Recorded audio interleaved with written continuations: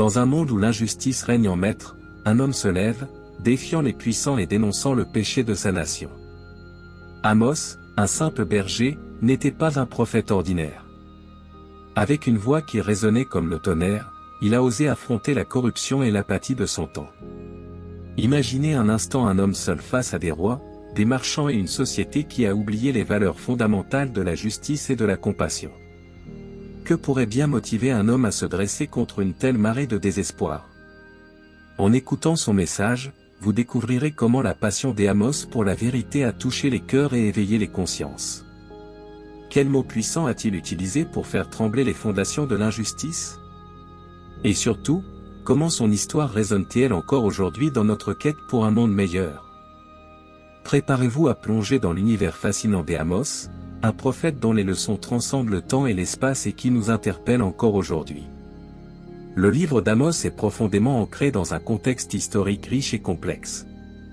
Amos a prophétisé pendant le règne du roi Jéroboam II en Israël, une période marquée par une prospérité économique relative, mais aussi par des inégalités sociales criantes.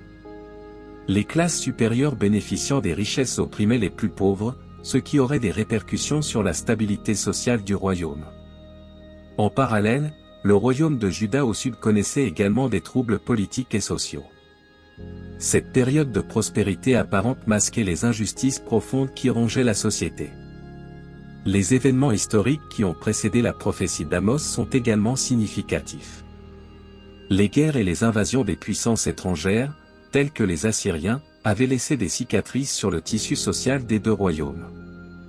Israël, jouant un rôle central dans le commerce régional, attirait l'attention des grandes puissances, mais cela ne se traduisait pas toujours par la justice pour ses habitants.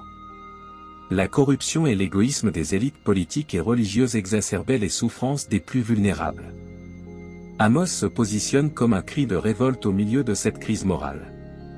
Amos est également contemporain de prophètes comme Osée, qui abordent des thèmes similaires bien que chacun ait sa propre approche. Les écrits d'Amos se distinguent par leur intensité et leur clarté. Son message s'adresse à toute la nation, appelant chacun à examiner sa conscience et à se repentir. Cela révèle un besoin urgent de changement au sein de la société, une nécessité d'aligner les pratiques religieuses sur les valeurs de justice et d'équité. La période d'Amos est marquée par l'absence de véritable spiritualité. Alors que le peuple continuait à pratiquer des rituels religieux, leur cœur était éloigné des principes fondamentaux de leur foi. Amos se dresse contre cette superficialité et appelle à une transformation profonde. L'histoire de cette époque est un reflet des luttes humaines universelles, la quête de justice, d'égalité et de vérité, des thèmes qui résonnent encore aujourd'hui. Avant de commencer avec le contenu d'aujourd'hui, j'aimerais vous demander un petit service. Si vous appréciez nos vidéos et souhaitez continuer à voir plus de contenu passionnant, nous vous invitons à liker cette vidéo et à vous abonner à notre chaîne. C'est le meilleur moyen de nous soutenir et de rester informé de toutes les nouvelles histoires et vidéos que nous partageons. N'oubliez pas d'activer la cloche de notification pour ne manquer aucune vidéo. Merci de faire partie de notre communauté et maintenant, profitez de la vidéo. Amos est souvent décrit comme un homme ordinaire, un simple pasteur et cultivateur de sycomores, ce qui le distingue des autres prophètes de son époque. Il n'appartient pas à la classe sacerdotale ou aux élites politiques, au contraire, il vient des collines de Tekoa, une petite ville située au sud de Juda. Ce contexte modeste joue un rôle fondamental dans sa mission prophétique. Amos n'est pas motivé par des ambitions personnelles ou des intérêts politiques, mais par une profonde préoccupation pour la justice sociale et la vérité spirituelle. Sa vie humble contribue à la force de son message. En tant que berger, Amos a été témoin des souffrances du peuple et des abus dont ils étaient victimes. Cette expérience personnelle lui confère une légitimité unique lorsqu'il appelle à la repentance et à la justice. Il ne parle pas simplement de théories abstraites, il évoque des réalités vécues, des injustices palpables qui touchent le quotidien des gens. Cette connexion avec le peuple est essentielle pour comprendre pourquoi ses paroles résonnent avec tant de force. Amos se distingue également par son approche directe et sans compromis. Contrairement à d'autres prophètes qui peuvent utiliser des métaphores ou des langages poétiques, Amos est brutalement honnête. Il n'hésite pas à dénoncer les péchés de son propre peuple, s'adressant à la fois aux riches et aux pauvres, aux puissants et aux opprimés. Cette audace fait de lui une figure redoutée mais aussi respectée. Il incarne une voix prophétique qui ne se laisse pas intimider par les autorités. Son identité en tant que prophète n'est pas seulement une question de position sociale mais aussi d'appel divin. Amos a été choisi par Dieu pour transmettre un message urgent et il prend cette mission très au sérieux. Il ne se considère pas comme un porte-parole ordinaire mais comme un instrument de la volonté divine. Cela lui confère un sens de responsabilité qui transcende son statut socio-économique. Le message d'Amos est profondément ancré dans la dénonciation des injustices sociales. À travers ses écrits, il s'attaque de front aux inégalités qui gangrènent la société israélite. Son appel à la repentance n'est pas une simple exhortation spirituelle mais une invitation à changer les structures injustes qui oppriment les plus vulnérables. Amos souligne que la vraie foi ne peut être dissociée de la justice, la relation avec Dieu doit se manifester par des actions concrètes en faveur des opprimés. Au cœur de sa prophétie, on trouve un cri contre l'hypocrisie religieuse. Bien que le peuple d'Israël continue à observer les rituels et les sacrifices, Amos met en lumière l'inefficacité de ces pratiques lorsqu'elles sont déconnectées de la justice sociale. Il appelle à un culte authentique qui ne se limite pas au rite mais qui se traduit par des actes de bonté et de compassion. Cela remet en question non seulement les croyances personnelles mais aussi les institutions religieuses qui permettent l'injustice. Amos évoque également le concept de « justice qui coule comme de l'eau ». Cette métaphore puissante illustre l'idée que la justice doit être un flux constant, nourrissant la société et permettant à tous de vivre dignement. Il ne se contente pas de critiquer les injustices mais propose une vision d'un monde où la justice est présente dans chaque aspect de la vie. Cette vision est à la fois radicale et profonde, reflétant une compréhension holistique de la foi. Le thème central de la repentance est également omniprésent dans le message d'Amos. Il ne se limite pas à une critique des péchés des autres mais il appelle également à une introspection collective. La repentance implique une transformation non seulement des cœurs mais aussi des structures sociales. Amos veut que son peuple prenne conscience de ses actions et de leurs conséquences, en reconnaissant que la relation avec Dieu exige un engagement actif pour la justice. Les visions symboliques qu'Amos reçoit sont des éléments clés de son message prophétique. Ces visions ne sont pas simplement des images poétiques mais des révélations profondes qui illustrent la colère de Dieu face à l'injustice et à l'oppression.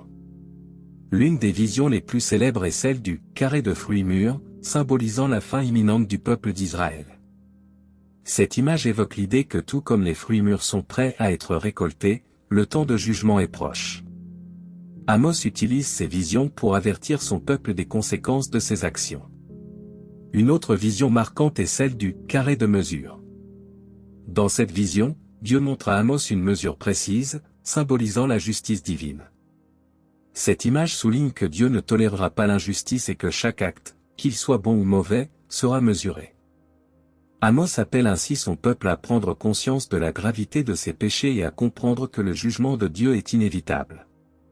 Ces visions servent de puissants rappels de la responsabilité individuelle et collective. Les visions d'Amos sont également des moyens par lesquels il communique la colère et la tristesse de Dieu. Elles révèlent sa profonde préoccupation pour la situation de son peuple et son désir de les ramener à la vérité.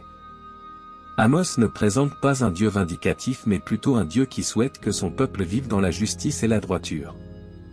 Les visions deviennent par conséquent des appels à la repentance et à la transformation.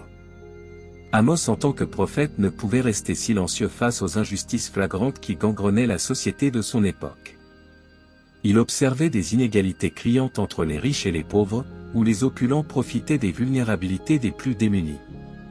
Les terres étaient accaparées, les droits des travailleurs piétinés et la voix des misérables étouffée.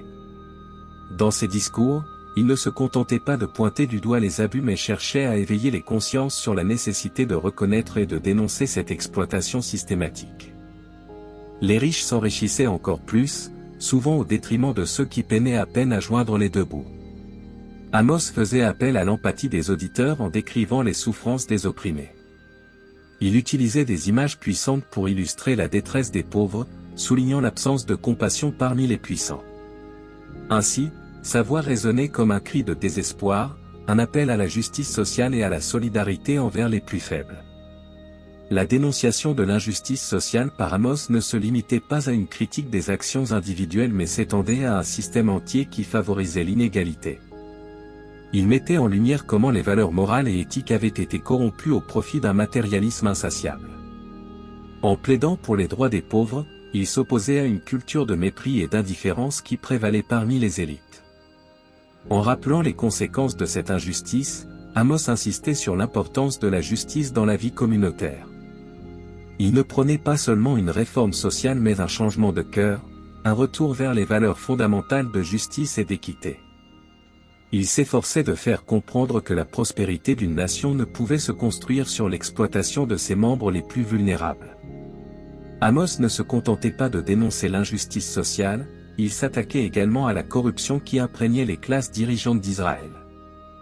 Les riches, en quête de profits toujours plus grands, avaient souvent recours à des pratiques malhonnêtes pour maintenir leur statut. Amos observait comment l'argent et le pouvoir avaient engendré une culture d'impunité où les élites se prévalaient de leurs richesses pour contrôler le système à leur avantage. La corruption, selon Amos, n'était pas seulement une question d'individus mal intentionnés mais un mal systémique qui sapait les fondements de la société. Les juges et les magistrats, au lieu de défendre la justice, se laissaient acheter par les pots de vin des riches, trahissant ainsi leur devoir envers le peuple. Amos ne manquait pas de pointer du doigt cette hypocrisie, rappelant que Dieu exigeait une intégrité inébranlable de ceux qui occupaient des postes de pouvoir. Dans ses discours, il mettait en lumière les paradoxes de la richesse. Les riches qui se croyaient bénis par Dieu étaient souvent ceux qui s'éloignaient le plus des principes divins. Amos soulignait que la véritable bénédiction résidait dans la justice et la miséricorde et non dans l'accumulation des biens matériels. Ainsi, il appelait à une reconsidération des valeurs, invitant les gens à voir la richesse non comme un signe de faveur divine mais comme une responsabilité envers les autres.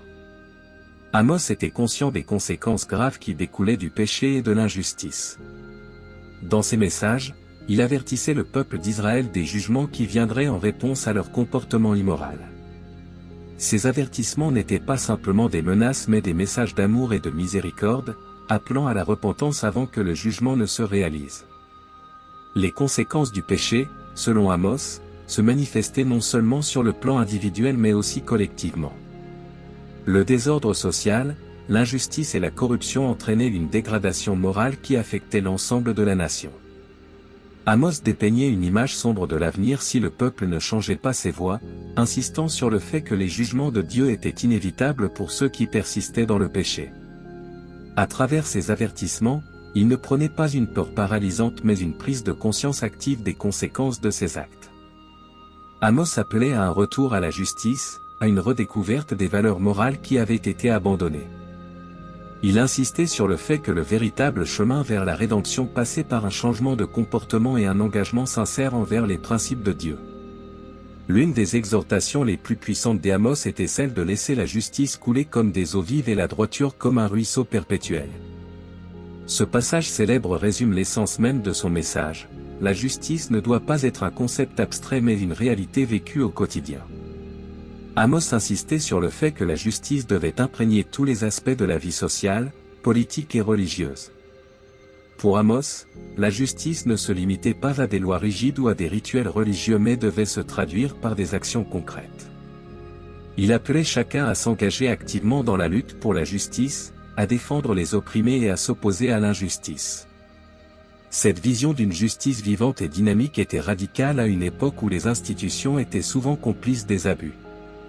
En présentant la justice comme un ruisseau perpétuel, Amos soulignait son caractère essentiel et indissociable de la vie humaine. Il voulait que les gens comprennent que la justice n'était pas un objectif lointain mais une responsabilité immédiate. Chaque individu avait un rôle à jouer dans la création d'un environnement où la justice pouvait prospérer et cela nécessitait une volonté de se lever et d'agir. Amos ne se contentait pas de faire des déclarations abstraites, il s'attaquait également aux injustices spécifiques de son temps. Il dénonçait les pratiques qui violent les droits des plus faibles comme l'exploitation économique et la corruption dans le système judiciaire. En exposant ces réalités, il visait à inspirer un changement tangible et à éveiller les consciences sur l'importance d'une société juste. La mission d'Amos n'a pas été accueillie avec enthousiasme. Au contraire, il a souvent fait face à l'hostilité de ceux qu'il s'efforçait de corriger. Les puissants et les autorités religieuses, notamment le prêtre Amazia, voyaient en lui une menace pour leur statut et leur pouvoir. Ils cherchaient à le discréditer et à le faire taire, mais Amos restait inébranlable dans sa mission, convaincu de la justesse de son message. La pertinence du message d'Amos transcende les époques et les cultures. Ses enseignements sur la justice sociale, l'équité et la responsabilité morale résonnent fortement dans nos sociétés contemporaines. Dans un monde confronté à des inégalités croissantes, aux injustices systémiques et à la corruption, les paroles d'Amos nous rappellent l'importance de défendre les opprimés et de lutter contre l'injustice. De plus, le message d'Amos met en lumière la nécessité d'une introspection collective. Il nous pousse à questionner nos propres comportements et à évaluer si nous contribuons à l'injustice ou si nous luttons pour le changement. Dans un contexte où le matérialisme et l'indifférence peuvent prévaloir, la voix d'Amos nous rappelle que la véritable richesse réside dans la compassion et la solidarité envers ceux qui souffrent. Une autre facette de l'universalité du message d'Amos est son insistance sur la responsabilité personnelle et communautaire. Chaque individu a un rôle à jouer dans la création d'une société plus juste et équitable. Cela signifie que chacun de nous doit être conscient de ses privilèges et de son impact sur les autres. La lutte pour la justice ne peut pas être laissée aux seuls dirigeants ou aux élites, elle nécessite un engagement de la part de tous. Amos nous incite à ne pas rester silencieux face à l'injustice mais plutôt à nous lever et à agir. La façon dont Amos aborde les injustices de son époque, notamment la manière dont les riches exploitent les pauvres, est également d'une immense pertinence aujourd'hui. Les inégalités économiques continuent d'être un problème majeur dans de nombreuses sociétés et la critique d'Amos de ces inégalités reste un appel à la réflexion. En tant que citoyen, il est essentiel de reconnaître notre rôle dans l'économie et d'exiger des systèmes qui ne favorisent pas seulement une minorité au détriment de la majorité. Enfin, le message d'Amos nous rappelle que la justice n'est pas seulement une question légale mais une question éthique et spirituelle. La quête de la justice doit être ancrée dans une compréhension plus profonde de notre humanité partagée et de notre responsabilité envers les autres. Ainsi, le message d'Amos, bien que profondément ancré dans son contexte historique, continue d'inspirer et de guider les luttes pour la justice sociale dans le monde moderne. Le style littéraire d'Amos est particulièrement frappant et contribue à l'impact de son message. En utilisant des métaphores puissantes et des images évocatrices, Amos parvient à communiquer des vérités profondes d'une manière accessible et mémorable. Par exemple, il utilise des comparaisons entre la justice et l'eau, ce qui renforce l'idée que la justice doit être fluide et omniprésente. Cette technique littéraire permet aux auditeurs de visualiser des concepts abstraits, rendant son message plus percutant. Amos fait également usage de la répétition pour souligner ses points. En répétant certaines phrases et idées, il renforce l'urgence de son message et incite son auditoire à réfléchir sérieusement aux injustices qu'il dénonce. La structure de ses discours, souvent rythmée et poétique, attire l'attention et facilite la mémorisation des idées clés. Cela est particulièrement important dans un contexte où l'oralité était la principale méthode de transmission des savoirs. En outre, Amos utilise des éléments de la tradition poétique israélite, intégrant des structures parallèles et des contrastes pour renforcer son argumentation. Cette approche littéraire crée une musicalité dans son texte qui capte l'attention et provoque une réaction émotionnelle. L'alternance entre des images de destruction et de restauration souligne non seulement la gravité de la situation mais aussi l'espoir d'un avenir meilleur si le peuple choisit de se repentir. Un autre aspect intéressant de la littérature prophétique d'Amos est son utilisation du dialogue et des discours directs. En s'adressant directement aux injustices et aux péchés du peuple, Amos crée une connexion immédiate avec son auditoire. Cette approche interactive incite les auditeurs à s'engager activement avec le message et à réfléchir à leur propre rôle dans le maintien des injustices. L'influence d'Amos sur d'autres prophètes est indéniable et mérite d'être explorée en profondeur. Son héritage se retrouve dans les messages de nombreux prophètes ultérieurs qui s'inspirent de son appel à la justice sociale et à la repentance. Par exemple, des figures comme Osée et Michée reprennent des thèmes similaires, soulignant l'importance de la justice et de la compassion dans la relation entre Dieu et son peuple.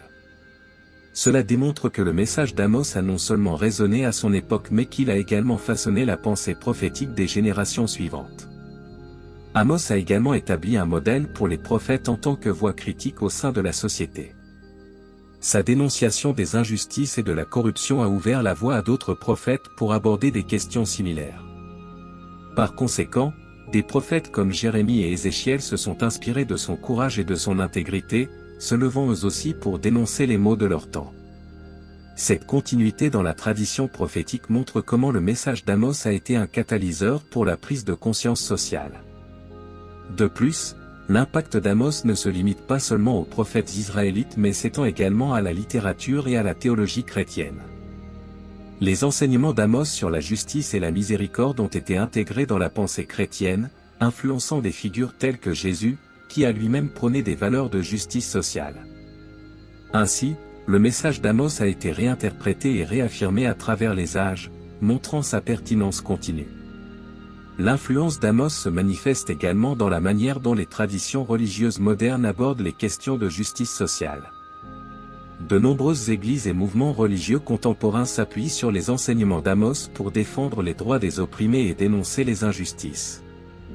Cela témoigne de la puissance durable de son message et de son rôle dans la formation d'une conscience sociale au sein des communautés de foi. Enfin, l'héritage d'Amos en tant que prophète de la justice continue d'inspirer des leaders et des activistes aujourd'hui. Son appel à l'action et à la responsabilité morale est une source d'encouragement pour ceux qui cherchent à faire une différence dans le monde. En ce sens, Amos reste une figure emblématique dont le message résonne à travers les siècles, rappelant à chacun d'entre nous l'importance de la justice dans notre société. La théologie de l'Alliance est au cœur du message d'Amos et mérite une attention particulière. L'alliance entre Dieu et son peuple est un thème central de la tradition israélite et Amos l'articule avec une clarté remarquable.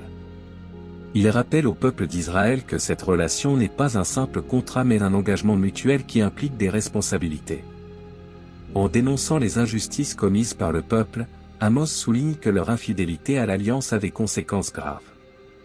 Amos insiste sur le fait que l'alliance exige un comportement éthique de la part du peuple.